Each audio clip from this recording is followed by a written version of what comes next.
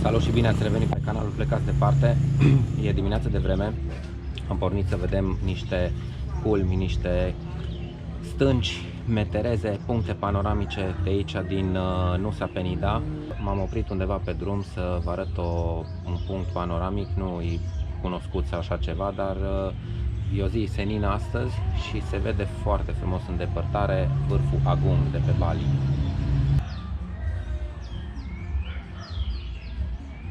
Primul loc la care am venit este probabil cel mai cunoscut, Clinking Cliff sau stâncile Clinking și respectiv plaja Clinking, la care dacă nu e foarte mult de mers și nu e foarte complicat și aglomerat, pentru că deja se umple parcarea, deși ora abia 10 dimineață, o să încercăm să coborâm și la plajă. Am luat-o pe un fel de rută alternativă, un pic într-o parte, deci nu pe unde mergea drumul în continuare de la locul de parcare.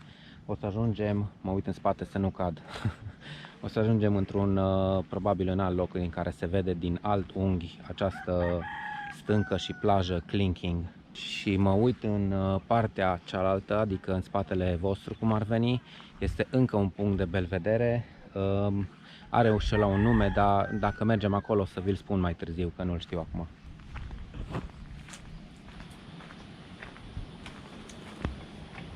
Aia e lumea care merge spre Clinking Cliff, care e acolo. Și aici e celălalt punct de belvedere de care ziceam, în care am venit cumva să nu mergem cu turma către Clinking direct, dar o să mergem și pe unde a mers turma.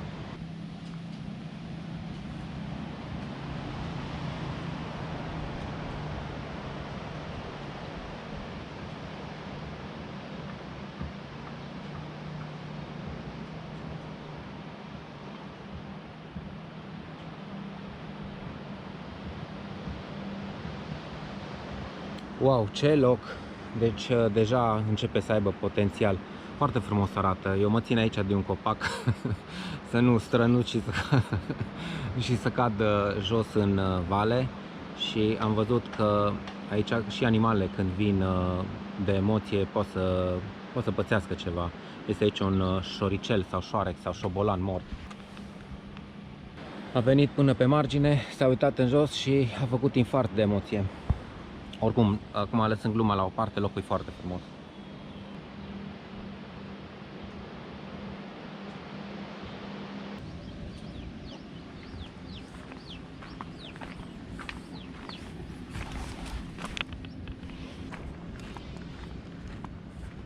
Am revenit pe cărarea turistică printre turiști.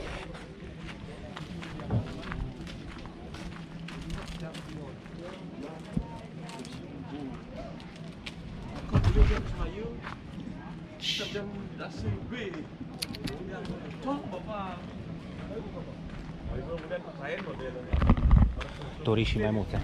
Opa!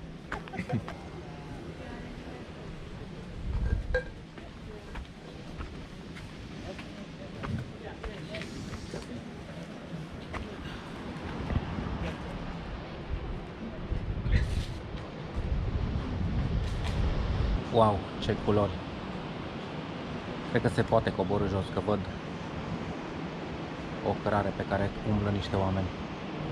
Aici este un fel de turnuleț unde dacă vrei să urci, trebuie să plătești. Adică poate că vezi un pic mai bine decât de aici de sub turn, dar poți urca în turn pe bani.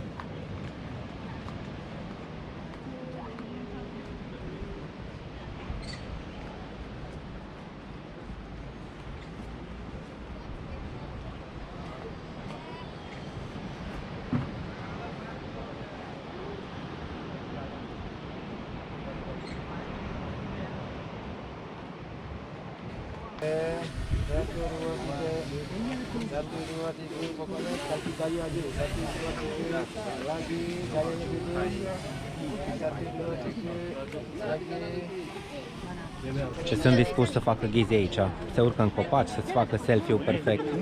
E tare, adică nu-i rău, îți dă treabă.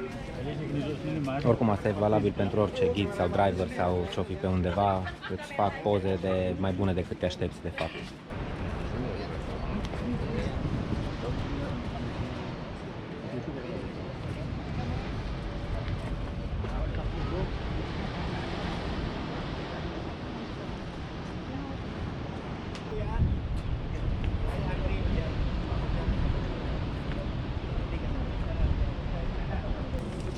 Okay, another first set. Great, great.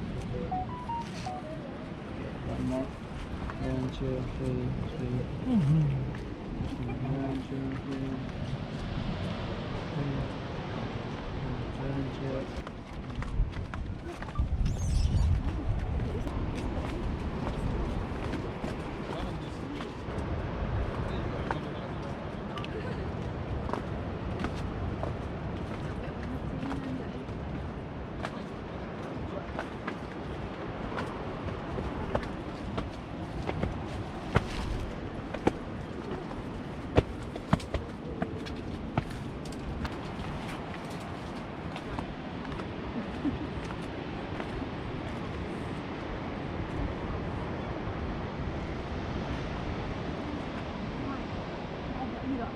Asta de aici, din spatele meu, e coada de selfie-uri într-un alt punct. Adică din loc în loc, din 5 în 5 metri, nu din loc în loc, ca să vă faceți o idee și nu exagerez. Acolo sunt unii, aici sunt alții, sunt grupuri care așteaptă pe rând să facă fotografii, selfie-uri, videouri scurte. E aglomerație și e abia dimineața.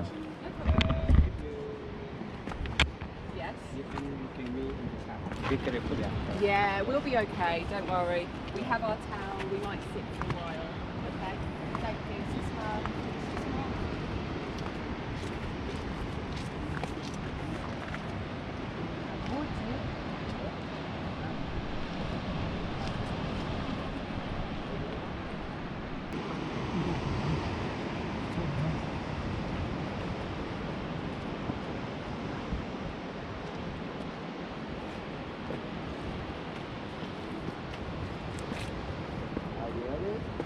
Se urcă foarte greu, se și coboară greu din cauza oamenilor. Eu merg acum cu spatele ca să se vadă ceva. Dar treptele sunt trepte înalte și urcarea va fi destul de hardcore. În sensul că am văzut mai devreme o doamnă care urca aproape în genunchi. Adică genunchi pe genunchi. Asta e înălțimea. O treaptă până la genunchi. Deci dublu decât îs treptele în mod normal. Sau triplu uneori. Dar va fi ok.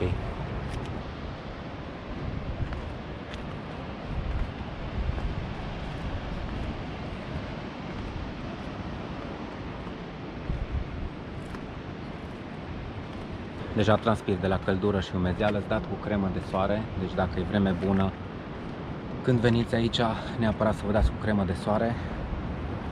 Va fi super grea urcarea, presimt, o prevăd deja, dar după aia o să mă opresc undeva, o să beau apă, o cafea, ceva, să-mi revin.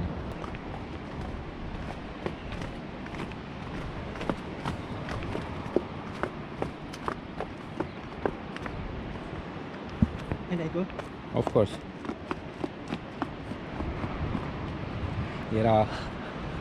Era tipul respectiv și chiar mă gândeam că se auzeau șlapii lui în spate, cum fugea în spatele meu. Și am un amic care tot îmi zice că se aud șlapii când umblu.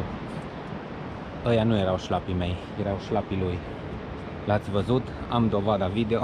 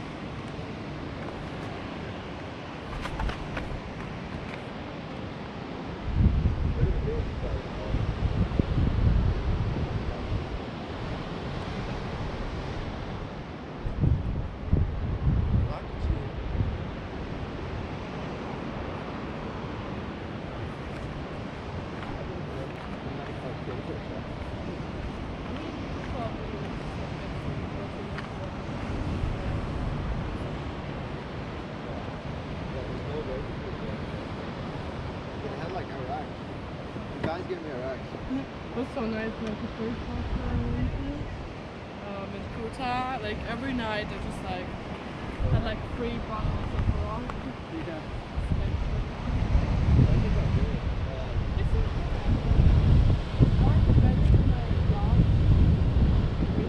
like there, like Oh.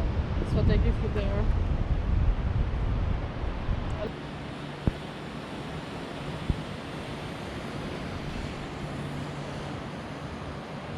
Am dezbrăcat un pic.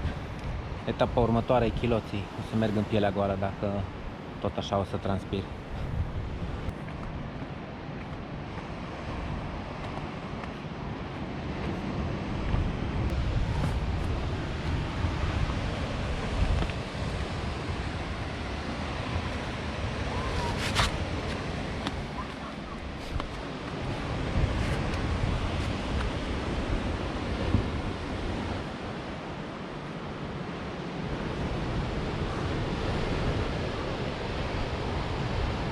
Am intrat în umbră.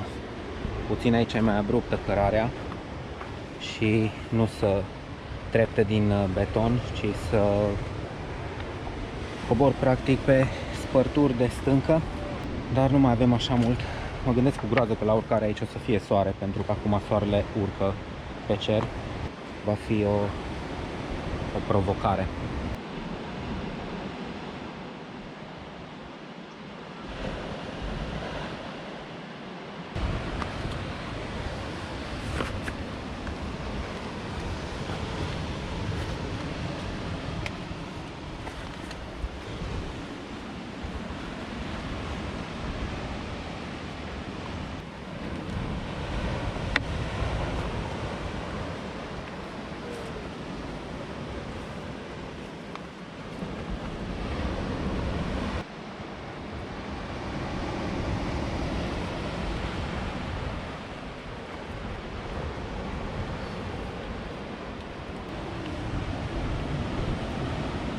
Deși s-a făcut aglomerație în față, e mare liniște. Cred că toată lumea e emoționată și concentrată la urcare sau coborâre.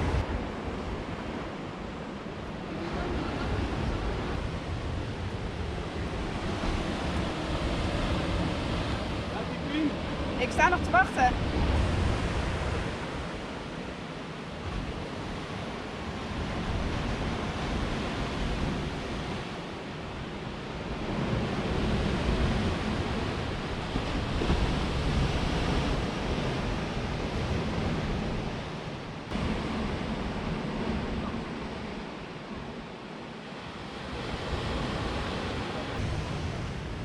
În mintea mea începe să se nască o idee că dacă mai merg la vreo stâncă din asta unde se poate coborî spre plajă, nu o să mai cobor spre plajă. Ar fi fost poate mai bune o pereche de Adidas, ceva încălțăminte normală să am, dar e ok și cu șlapi, adică se poate merge, nu e imposibil. Te mergi cu grijă, te ții bine de lemnele astea. Acum sunt numai niște lemne foarte fragile, așa par, legate cu sfori înfipte în pământ, dar mai sus sunt lemne mai groase, ceva mai rigide, te poți ține bine de ele. Te poți proti de stâncă, de stânci, treptele sunt săpate în stâncă, deci calci din treaptă în treaptă, doar frică de înălțime să nu ai, că atunci, într-adevăr, îți pierzi controlul.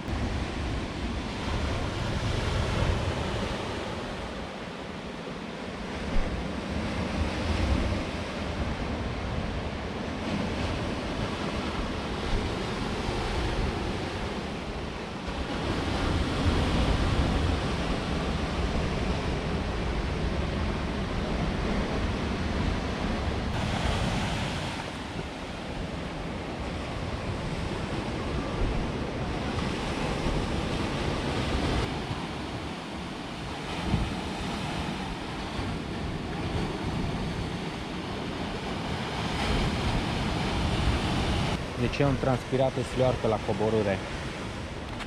Mă sperie deja gândul ce o să fie la intrare, la urcare.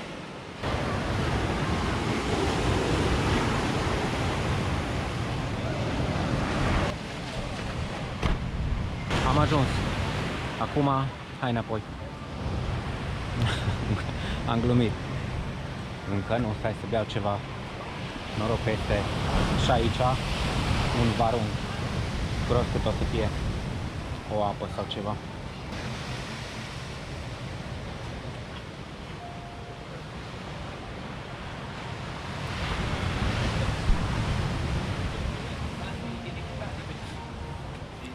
Halo. Harganya berapa satu botol air besar? 50. Yang kecil? Kecilnya 30. 30. Ya. Oke.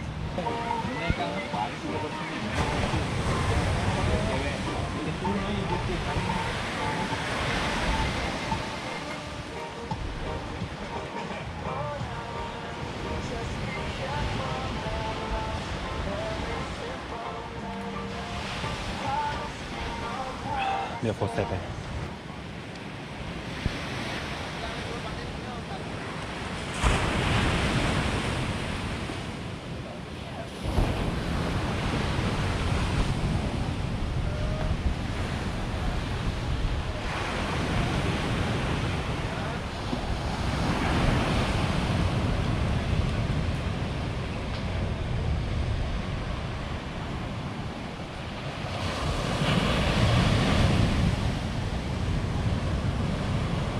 Stau un pic aici la umbră, e foarte bine, îmi revine încet, înainte de marea provocare, urcarea.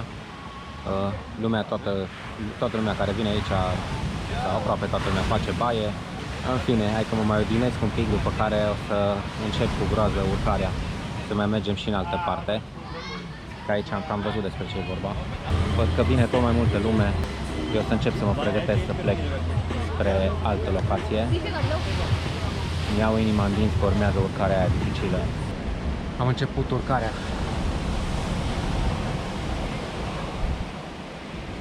Va fi greu. Încă sunt în umbra peretelui, ceea ce e bine, dar știu că mai sus o să mă aștepte soarele. Abia așteaptă să bată pe mine.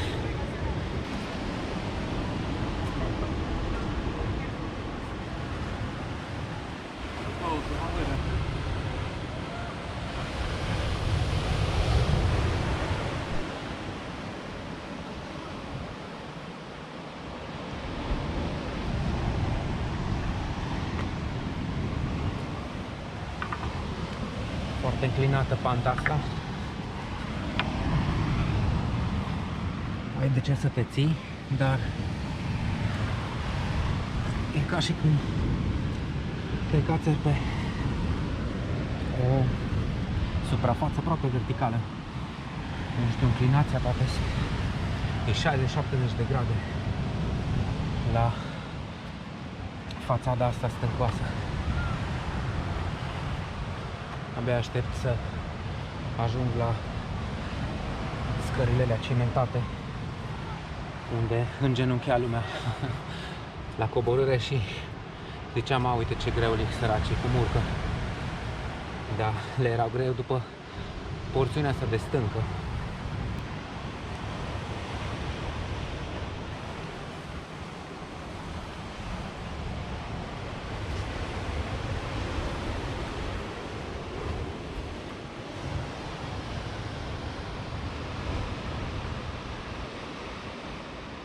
Vă mai arăt din când în când plaja ca să vă și să îmi reamintesc motivul pentru care depui un astfel de efort.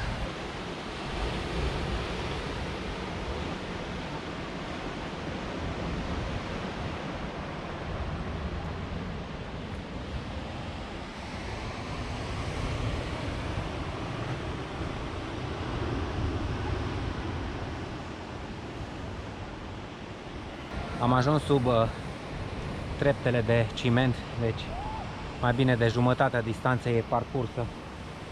Mă bucur foarte tare. Văd că, virgulă, cărarea mai merge în continuare pe creastă. Probabil se poate urca acolo sus, să vezi plaja și dintr-un alt unghi. Dar pentru mine, sunt un om bătrân deja, sunt deja destule urcări și coborâri pe ziua de astăzi. De acum vreau numai pe scooter, locație, cafea, apă, suc poate chiar ceva alcoolic mai târziu. Vedem, să ajung sus la scooter prima dată.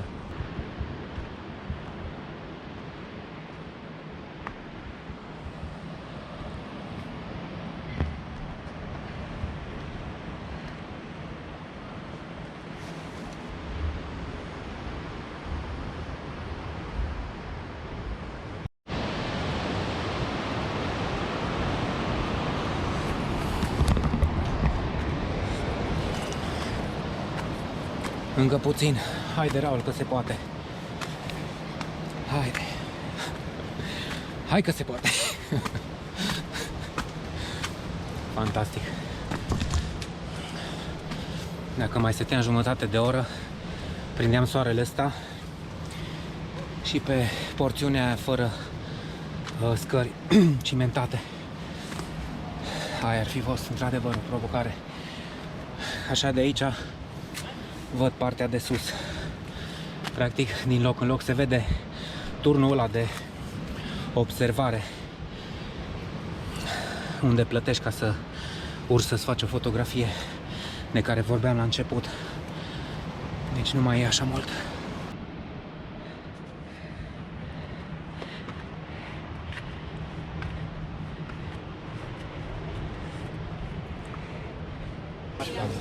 Am ajuns sus.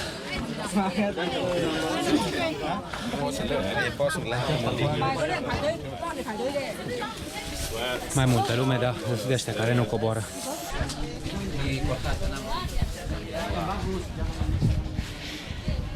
Apă. Apă. Vreau apă. Incredibil.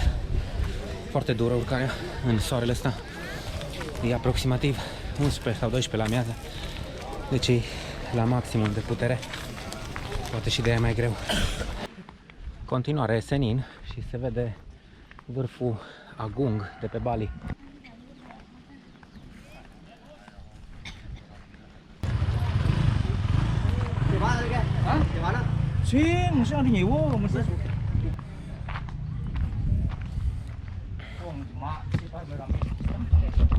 Am găsit și nefericitul coteț, scooterul meu. Aici o să ne luăm la revedere. Vă las că am filmat destul de mult în filmul ăsta. Continuăm în următorul. Până la următorul, toate cele bune, aveți grijă de voi. Ciao! Ca să fac și o concluzie înainte de încheiere, dacă o să mai ajung vreodată aici, nu o să mai cobor până la plajă. Dacă veniți pentru prima dată, eu zic că merită, adică faci un efort, luați-vă apă la voi ca să nu luați apă scumpă de jos, faci un efort, ideal ar fi să ajungi cât mai devreme ca să fie, să nu vă bată soarele în cap la urcare, dar merită, e un loc special, într-adevăr. Deci ăsta își merită stelele de pe Google Maps sau, în fine, părerile multor care au vorbit despre locul ăsta, Clinking. Din punctul meu de vedere, merită, vi l-aș recomanda cu cea mai mare căldură. Și tot nu închei încă fără să vă arăt un alt loc care e aici foarte aproape de Clinking. Îi spune stânca Paluang sau Paluang Cliff. Un loc din care se vede Clinking din alt unghi.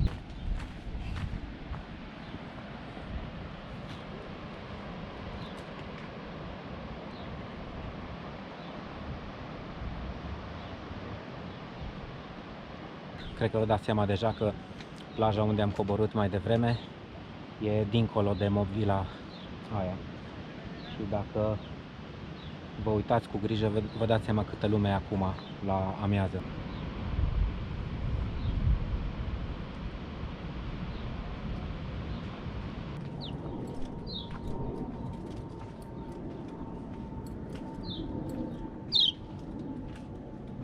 Pe capătul acestui loc, Paluang, este o zonă îngrădită unde se cere 30.000 taxă de intrare, cu o mână, cu un leagăn, 2 leagăne, o barcă din aia suspendată pentru fotografii, selfie-uri, etc.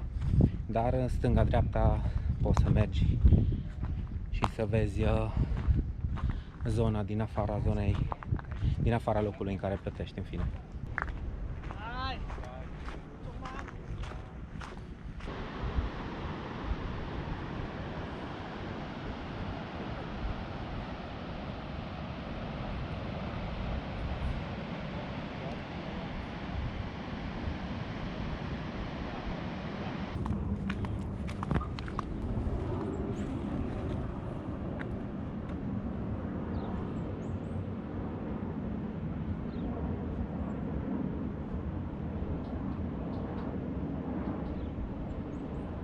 Se vede foarte frumos și în cealaltă direcție.